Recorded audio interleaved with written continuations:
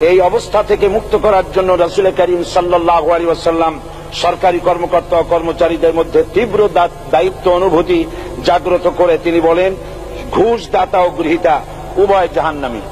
নবী করিম সাল্লাল্লাহু আলাইহি ওয়াসাল্লাম আরো বলেছেন, আমরা যদি কাউকে কোনো রাষ্ট্রীয় দায়িত্ব প্রদান করি তখন সেই ব্যক্তি তার ব্যক্তিগত কাজ যতটা নিষ্ঠা ও আন্তরিকতার সাথে পালন করে, রাষ্ট্রীয় দায়িত্ব যদি সেভাবে পালন না করে তবে কিয়ামতের দিন তাকে উল্টো করে জাহান্নামে নিক্ষেপ করা হবে। রাষ্ট্রীয় সম্পদ তসরুফের ব্যাপারে কঠোর হুঁশিয়ারি উচ্চারণ করে বিশ্বনবী মুহাম্মদ রাসূলুল্লাহ সাল্লাল্লাহু আলাইহি ওয়াসাল্লাম বলেছেন, রাষ্ট্রীয় দায়িত্ব পালনকারী কেউ যদি এক টুকরা সুতা বা তার চেয়েও ক্ষুদ্র কোনো জিনিস খেয়ানত করে তবে কিয়ামতের দিন খেয়ানতের বোঝা মাথায় করে তাকে উঠতে হবে। মাননীয় স্পিকার, আল্লাহ রসুল যে সরকার ব্যবস্থা প্রতিষ্ঠা করেছিলেন তা সত্যিকার অর্থে ছিল জনকল্যাণমূলক সরকার। মাননীয় স্পিকার, নবী করিম সাল্লাল্লাহু আলাইহি ওয়াসাল্লাম সরকারি কর্মকর্তাদের বিরুদ্ধে কোনো অভিযোগ পেলে তখনই ব্যবস্থা গ্রহণ করতেন। আইনের চোখে সবাই সমান এবং এ কারণেই শাসকদের আত্মীয় স্বজন কারো পক্ষে সম্ভব ছিল না জনগণের উপরে জুলুম করা। খলিফা ওমর রাদিয়াল্লাহু তাআলা আনহুর এক ছেলে অপরাধী প্রমাণিত হলে সে দণ্ডভোগ থেকে রেহাই পায়নি, এমনকি এতে তার মৃত্যুদণ্ড হয়েছিল।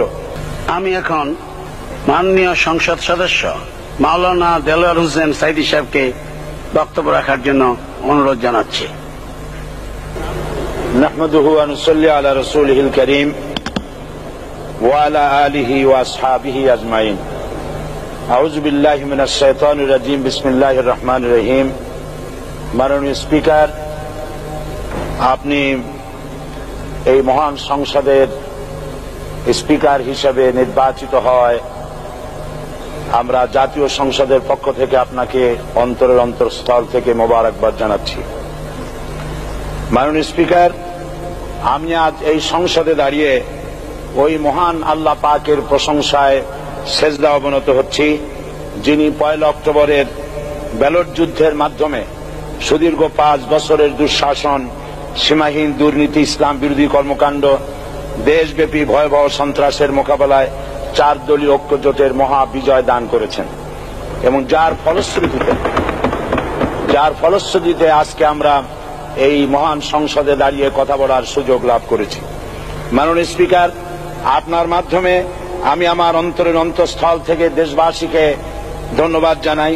বিশেষ করে আমার নির্বাচনী এলাকা পিরোজপুর, নাজিরপুর, ইন্দুরকানীবাসী ভাই বোনদের প্রতি কৃতজ্ঞতা জানাই, যাদের অক্লান্ত পরিশ্রমে এবং মূল্যবান ভোটের মাধ্যমে আমি নির্বাচিত হয়ে মহান সংসদের সদস্য হওয়ার সুযোগ লাভ করেছি। মাননীয় স্পিকার, বাংলাদেশের 13 কোটি মানুষকে যারা পরিচালনা করবেন আজকে তারাই এই মহান সংসদে বসে আছেন।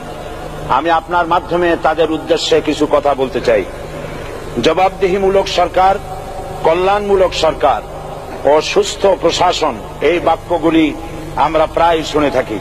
এই বাক্যগুলির অর্থ সরকার স্বৈরাচার নয়, বরং জনগণের কল্যাণে জনগণ নিকট দায়বদ্ধ সরকার, যা আব্রাহাম লিঙ্কনের ভাষায় by the people, for the people, of the people. বর্তমান পৃথিবীতে মূলত গণতান্ত্রিক দেশে এখন সরকারকে বিবেচনা করা হয়। এরূপ সরকারের জনগণের সার্বভৌম ক্ষমতার উৎস হিসেবে বিবেচনা করা হয়, অর্থাৎ সংখ্যাগরিষ্ঠ প্রতিনিধিদের প্রণীত আইনই হল আইন এবং নির্বাচিত হবার পর সরকার হয়ে পড়েন সমগ্র জনগণের, আর বিরোধী দল হয় ছায়া সরকার। মাননীয় স্পিকার, সরকারকে সঠিক পথে পরিচালনার জন্য বিরোধী দলকে অপরিহার্য বিবেচনা করা হয়।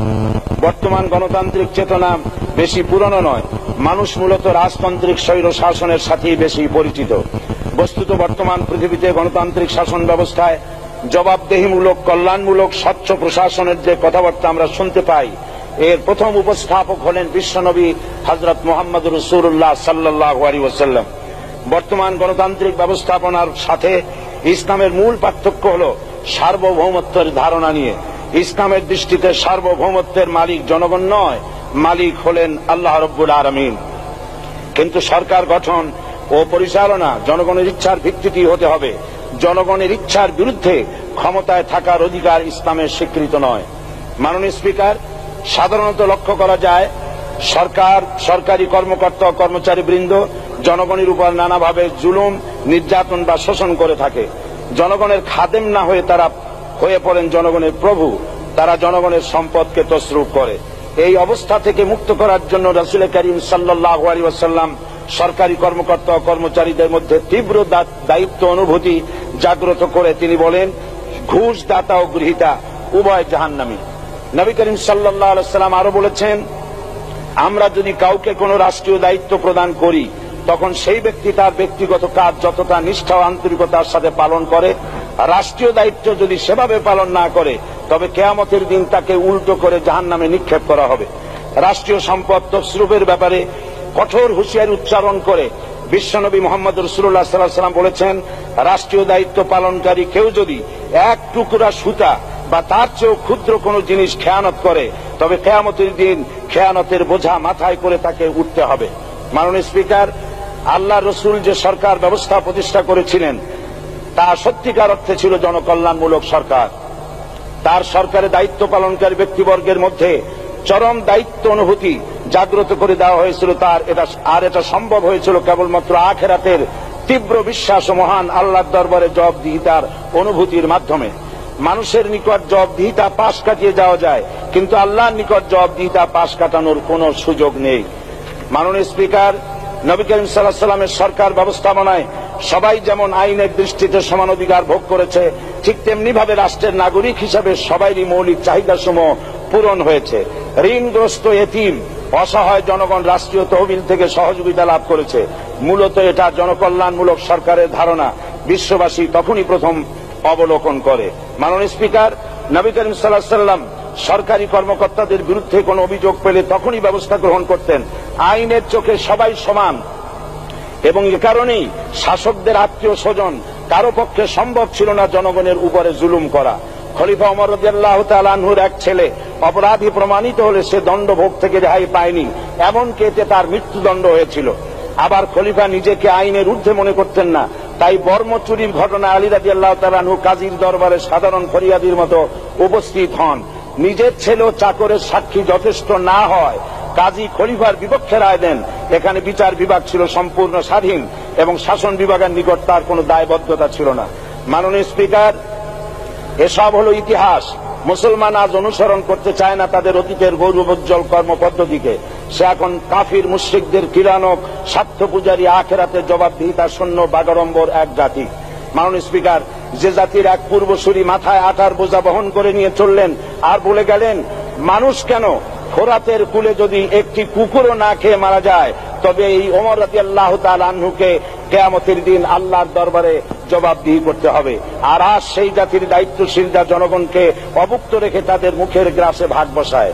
জনগণ তাদের নিকট উপস্থিত হলে মনে হয় যেন গোলাম প্রভুর দরবারে উপস্থিত হয়েছে, আর অহেতুক উৎকোচ দাবি করে তাদের উপর জুলুম করছে। আর আল্লাহ পাক জালিমকে কখনোই পছন্দ করেন না। মাননীয় স্পিকার, আমি দৃঢ়ভাবে আশা করি এই অবস্থা কাটিয়ে উঠিয়ে আমরা রাসূল করিম সাল্লাল্লাহু আলাইহি ওয়াসাল্লাম কর্তৃক প্রদর্শিত রাষ্ট্র ব্যবস্থার অনুসরণ করে একটি সুখী সমৃদ্ধশালী আধুনিক ইসলামী রাষ্ট্র পরিণত করে বাংলার প্রিয় জন্মভূমি বাংলাদেশকে আজ গোটা বিশ্বব্যাপী শোষণ, নির্যাতন, হানাহানি, অশান্তির মধ্যে, তাই আজ পৃথিবীর অধীর আগ্রহে অপেক্ষা করছে ইসলামের আলোকে এমন এক রাষ্ট্র ব্যবস্থার যেখানে দায়িত্বশীলরা আল্লাহ তাআলার কাছে জবাবদিহিতার পাশাপাশি জনগণ নিকটও জবাবদিহি করতে বাধ্য হবে। মাননীয় স্পিকার, অনেক ত্যাগ ও তিতিক্ষার রক্তের বিনিময়ে গড়ে উঠেছে আমাদের গণতান্ত্রিক প্রতিষ্ঠান এই জাতীয় সংসদ। এই সংসদের সম্মান রক্ষা করার দায়িত্ব আমাদের সবার।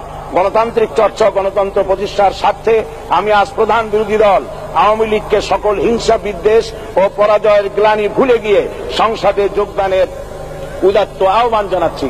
পরিশেষে আমি আপনার মতো সর্বজনশ্রদ্ধ একজন মার্জিত ও সুশিক্ষিত ব্যক্তিকে এই মহান সংসদের স্পিকার হিসাবে লাভ করে আমরা আনন্দিত হয়েছি। আমাদের সংবিধানের সংরক্ষণ, সমর্থন ও নিরাপত্তা বিধান এবং আপনার অভিভাবক সুলভ নিরপেক্ষ আচরণ ও সংসদকে ধন্য করবে বলে আমরা বিশ্বাস করি। আপনাকে ধন্যবাদ। আসসালামু আলাইকুম ওয়া রাহমাতুল্লাহ। মাননীয় সদস্য মাওলানা দেলোয়ার হোসেন সাঈদী সাহেবকে আপনার তথ্যপূর্ণ ইসলামিক মূল্যবোধ সহ মূল্যবান বক্তব্যের জন্য ধন্যবাদ।